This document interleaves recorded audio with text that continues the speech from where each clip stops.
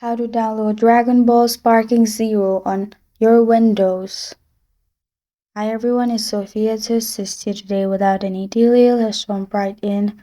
First, open Google and search Dragon Ball Sparking Zero.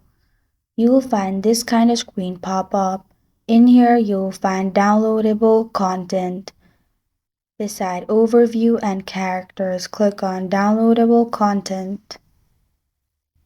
After that, you'll find official website to download Dragon Ball Sparkle. In here, scroll all the way down and click on Shop Now.